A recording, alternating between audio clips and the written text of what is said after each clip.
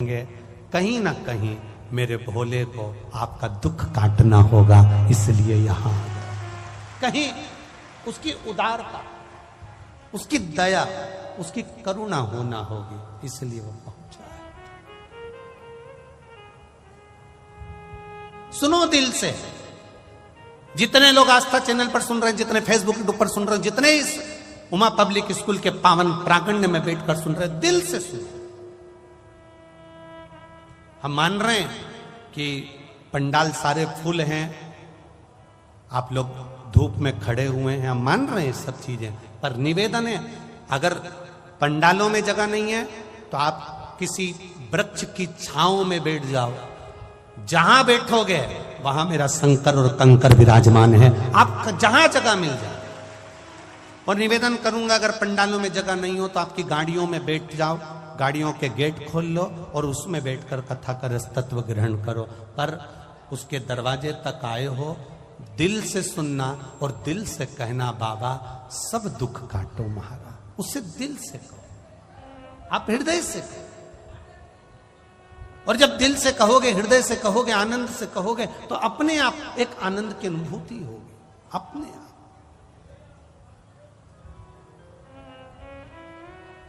ये नवनिधि शिव महापुराण की कथा कर रही है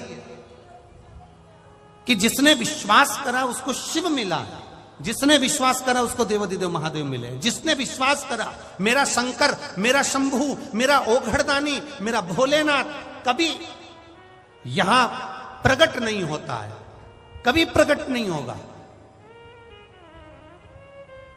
हां, वो नहीं आएगा, पर किसी को माध्यम बनाकर भेज, पर किसी को माध्यम बनाकर भेज देता है कि ये एक बात बहुत ध्यान से सुनना, गुरु आपको माला पकड़ा देगा, गुरु आपके हाथ में जल का कलश पकड़ा देगा, गुरु आपके हाथ में एक लोटा जल पकड़ा देगा, गुरु आपको भगवान तक पहुंचा देगा।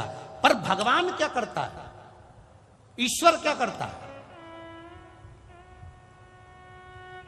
गुरु का काम है तुम्हारे हाथ में माला पकड़ाना, गुरु का काम है तुमसे भजन करवाना, गुरु का काम है तुम्हारे हाथों में एक लोटा जल पकड़ाना, गुरु का काम है तुम्हें शंकर के मंदिर तक पहुंचाना। पर भगवान का काम क्या है? तो भगवान का काम इतना है कि वो तुम्हें इतना सुख देने लगता है, इतना सुख देने लगता है, तुम्हारे दुखों को काटने लगता है। जब दुख कटने लगते हैं तो तुम भगवान से दूर हटने लगते हो। भगवान का काम है कि ये सब कुछ मांगे पर भक्ति ना मांगे। और शिव महापुराण की कथा कहती है, जो एक लोटा जल विश्वास से चढ़ाता है, भक्ति अपने आप उसके भीतर आ जाती है, तो महादेव को आना ही पड़ता है। गुरु का काम है एक लोटा जल आपके हाथ में पकड़ाना, गुरु का काम है आपके हाथ में माला पकड़ाना, गुरु का काम है आपको मंदिर तक ले जाकर छोड़ देना, गुरु का काम है आपको भजन तक लाकर छोड़ देना, गुरु का काम है आपको शिव महापुराण तक लाकर छोड़ देना। इसके बाद महादेव का कार्य क्या है? आपके दुख काट देना। दुख कट जाएगा, आपका दुख कटा, फिर आप धीरे धीरे भगवान के मंदिर जाना छोड़ दोगे कि अब मेरा काम हो गया, अब बाद में चली जाऊंगी, अब मैंने पशुपति व्रत करा तो मेरा काम हो गया, अब मैं बाद में कर लूंगी। अब दुख कट गया तो आपने मंदिर, देवालय, तीर्थ, व्रत थोड़ा कम कर दिया। कम करा क्यों? तो महादेव से पूछा गया ऐसा क्यों करा? तो कि गुरु ने तो इसके हाथ में एक लोटा जल पकड़ाया था, माला पकड़ाई थी, भजन पकड़ाया था, ये ज्यादा रोज मेरे मंदिर में आकर सफाई करती रहती और जल चढ़ाती रहती और पूजन करती रहती और बेलपत्र, शमी पत्र समर्पित करती रहती।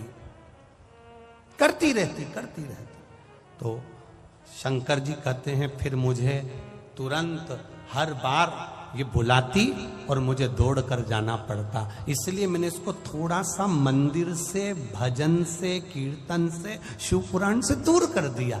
दूर करा तो ये अब मुझे भज नहीं पाएगी, भज नहीं पाएगी तो ये अपने दुखड़े खुद रोए, फिर ये मेरे करीब नहीं आए। अब करो भजन।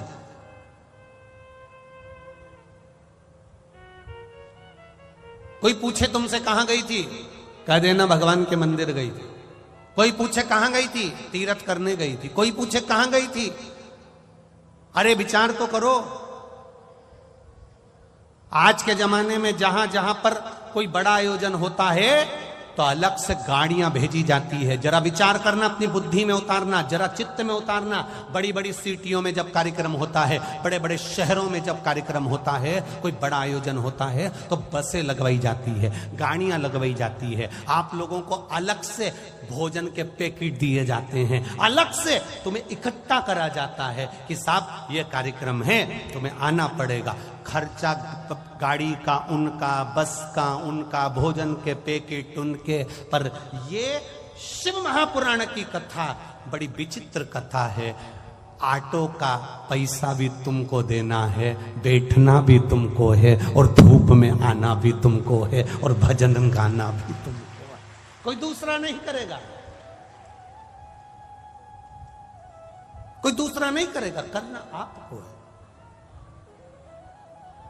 कितनी दूर दूर से आए हो। ये 11 नंबर सेक्टर, मेरा विश्वास कहता है 11 नंबर सेक्टर के तो यहां पर 10% ही भक्त होंगे। कितने लोग 11 नंबर सेक्टर के बैठे हैं? जरा हाथ उठाओ जरा। 11 नंबर सेक्टर के कितने लोग बैठे? अब जरा देखिए, 1 2 3 4 5 6 7 8। अब जितने लोग बाहर से आए जरा हाथ उठा लो। अब ये देखिए,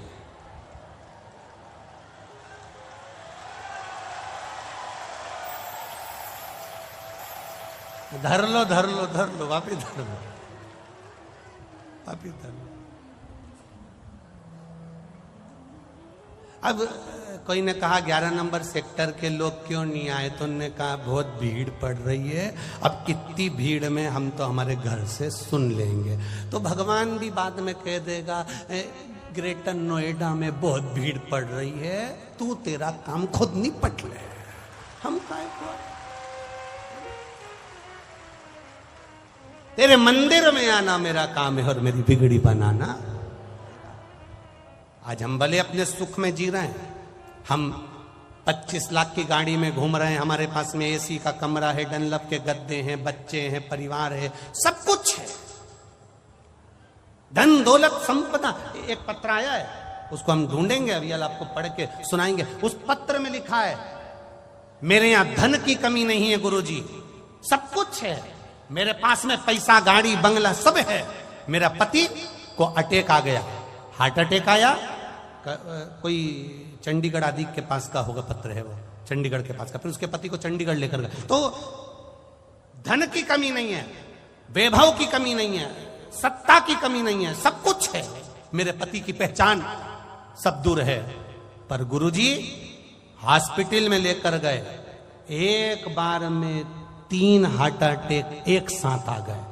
जब एक साथ हार्ट अटैक आए, डॉक्टर ने वेंटिलेटर पर डाल दिया, और डालने के बाद उसको पटकने के बाद, किसने लिखा था पत्र, उसका पत्र यहां होगा, तो उसमें 3 हार्ट अटैक एक साथ आ गए, एक साथ। और गुरुजी डॉक्टर ने हाथ पीछे कर लिए, सारा परिवार, सारे संबंध, सारी जान पहचान, सारी गाड़ी बंगला धरा रह गया। अगर मांग में सिंदूर नहीं तो यह सुख किस काम का है गुरुदेव? तो किस काम? तब हाथ जोड़कर किसी से कहा कि भाई कोई सियोर का रुद्राक्ष हो तो हमको दे दो। कोई हो सूचना पहुंचाई, तब किसी ने रुद्राक्ष दिया, उसका पानी उनके शरीर पर रुमाल गीला कर कर लगाना चालू करा। कुछ देर बाद 3 हार्ट अटैक जिसको आ गए हो गुरुदेव, उसकी श्वास चलना मुश्किल है, पर बाबा ने श्वास दे दी। शिव तत्व है, उसको पहचानो, उस देवादिदेव महादेव को जानो।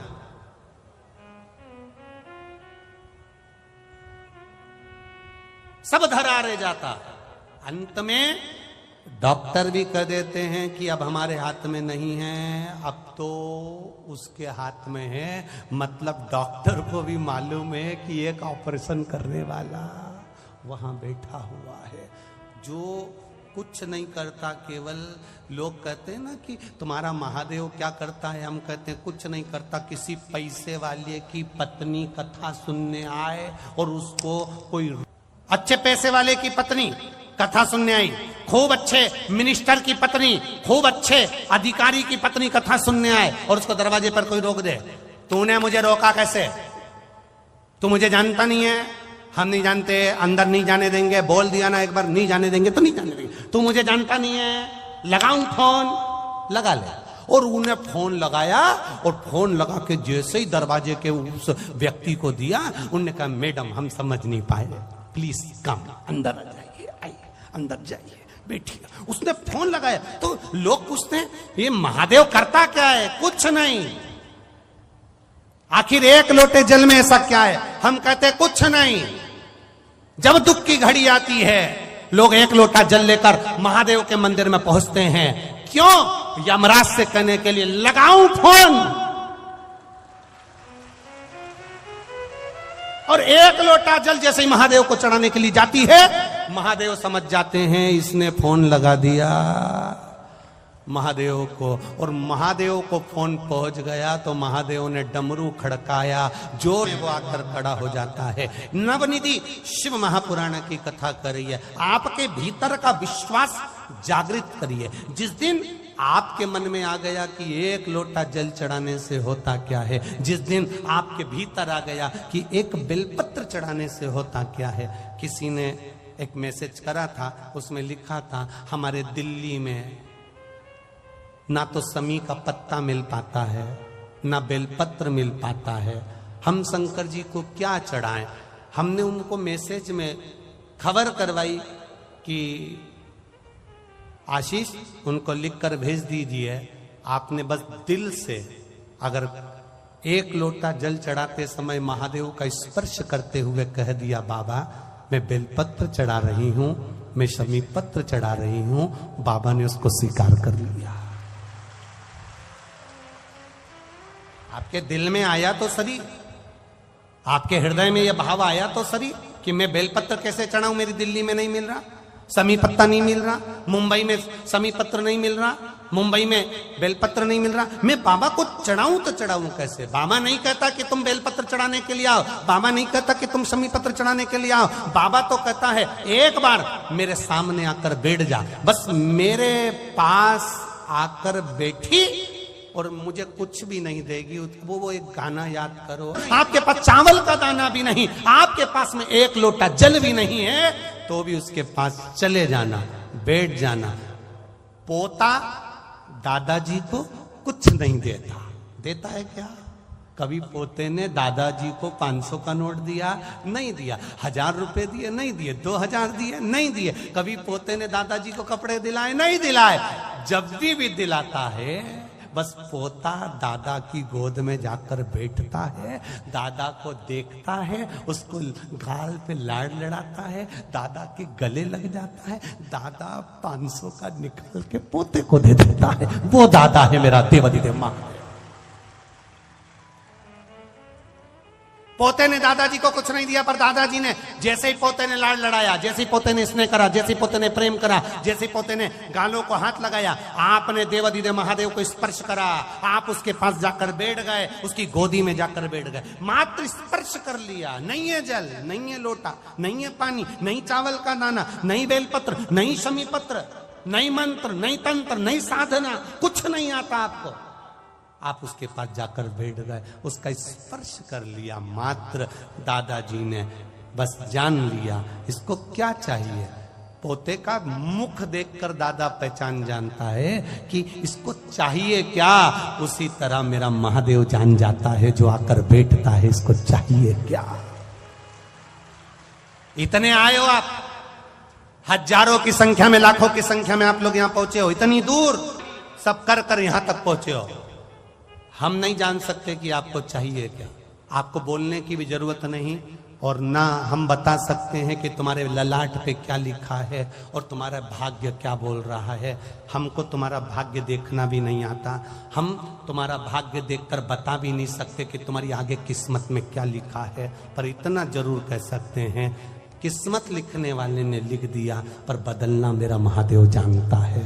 आप आए हो, बैठे हो, उसके चरणों में पहुंचे हो, कई लोग हमसे कहते हैं गुरुजी आप बताओ हमको ये तकलीफ है, आप कुछ बता सकते हो? हम कहते हैं हमें कुछ नहीं आता, ना हम बता सकते कि तुम्हारा दुख कैसे कटेगा। इतना जरूर कर सकते, उसने अगर आपको इतनी दूर से पकड़कर लाखों की संख्या के बीच में से आपको पकड़कर अगर यहां तक 11 नंबर ग्रेटर नोएडा में इस उमा पब्लिक स्कूल में बुलाया है तो तुम साधारण नहीं हो, उसने किसी कारण से बुलाया है, किसी कारण से। कितने लोग आ रहे थे अपने पड़ोसी आने, तुम्हारे परिवार के लोगों ने कहा था मैं चलूंगी तेरे साथ, हो मैं चलूंगी तेरे साथ, और मालूम पड़े चलते चलते चलते चलते उसने कह दिया मैं नहीं जा सकती, मेरे यहाँ थोड़ा सा काम है, मेरी अड़चन आ गई, मैं नहीं जा पाऊंगी, एक काम करो तुम चले जाओ। अब तुम जिसको नी ला रही थी वो आ गई और जो आ रही थी वो रह गई। क्यों? क्योंकि महादेव ने कहा दुख इसका काटना है, ये अकेली बैठी है, इसके पास किराया भी नहीं, तेरी गाड़ी खाली जा रही थी, इसको बिठा कर ले जा, दुख कट जाएगा, इसको ले जा, इसको वहां तक ले जा।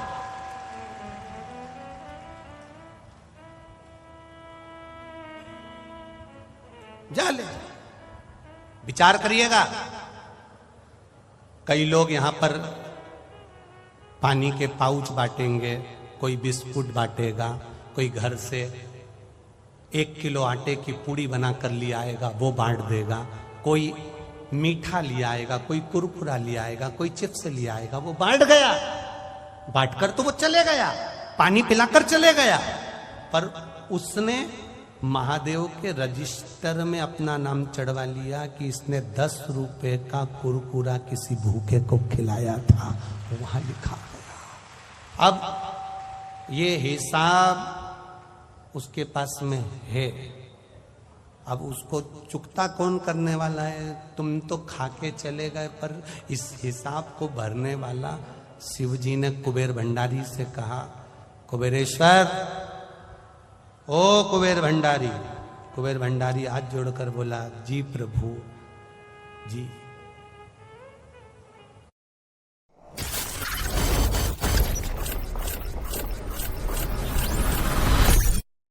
भंडारी हाथ जोड़कर बोला, जी प्रभु जी। महेश, सुरेश, दिनेश, ब्रह्मा, यम, अग्निदेव, पवन देव, जल देव, इन सब के पास में नवनिधियां हैं, सबके पास नवनिधि है, अष्ट सिद्धियां भी हैं, नवनिधियां भी हैं।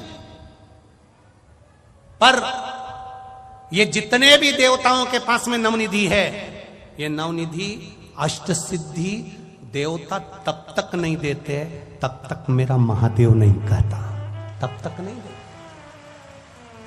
मेरे महादेव ने कहा वो इन्होंने दिया। और देखिए कितना सुंदर संवाद आता है। शिव महापुराण की नवनिधि शिव महापुराण की कथा कर रही है। एक बार माता उमा, जिनकी जोड़ी महादेव के साथ में, महेश के साथ में, मां उमा तप करने के लिए बैठी है। घोर तप माता उमा ने करा, घोर तप। माता उमा घोर तप कर रही है, साधना में डूबी हुई है। और इतना विचित्र तप माता उमा ने करा कि माता उमा एक अंगुष्ठ के बल पर, पांव के सीधे पांव के एक अंगूठे के बल पर माता उमा देवाधिदेव महादेव को भज रही है, महेश को, भगवान शिव।